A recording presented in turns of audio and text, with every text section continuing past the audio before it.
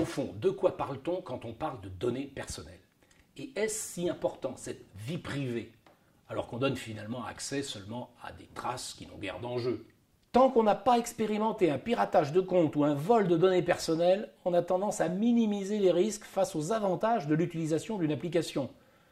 Oui, il était bien indiqué ce qu'elle devait utiliser comme traces et données à partir de mon activité sur mon portable, mais d'abord je ne l'ai pas lu, ensuite c'est trop compliqué, et enfin ce sont quand même des détails, comme ma géolocalisation. Et puis, moi je n'ai rien à cacher. Les mêmes personnes peuvent avoir un discours critique sur la prédation des données et ne rien faire concrètement pour l'éviter, soit en minimisant leur importance, soit en considérant que le jeu en vaut la chandelle, puisque le service est gratuit en contrepartie.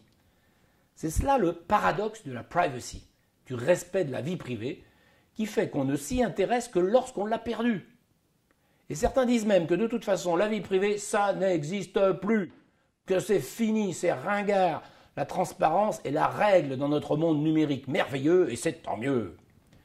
Antonio Casilli a critiqué cette hypothèse de la fin de la vie privée.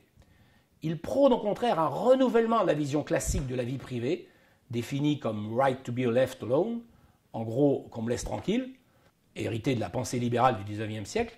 Il prône plutôt l'adoption d'un modèle de privacy en tant que négociation. Car le mode privé est toujours en relation. Notre vie privée, c'est souvent la vie avec d'autres et non la vie solitaire et isolée. C'est la même chose pour les données personnelles. Je dis qu'il faudrait d'ailleurs les appeler désormais données relationnelles ou transactionnelles. Car les données personnelles, au sens d'informations dont on est le seul propriétaire, ça n'existe pas. Par exemple, les infos de ton compte en banque. Comme son nom l'indique, il est aussi à la banque. Ton permis de conduire, c'est l'État qui te l'a attribué et qui peut même te le retirer si nécessaire, méfie-toi. Et même ton nom de famille, c'est encore l'État civil, délégué aux mairies, qui le valide. Et tu ne peux pas décider de changer de nom sans obtenir l'accord de l'État. Donc, toutes ces données que l'on possède personnellement sont en fait des données relationnelles dont la circulation, l'usage et l'échange sont négociés.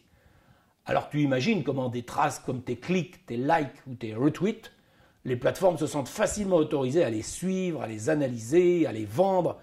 Car après tout, tu es chez Facebook, chez Google ou chez Twitter et non chez toi. Non ?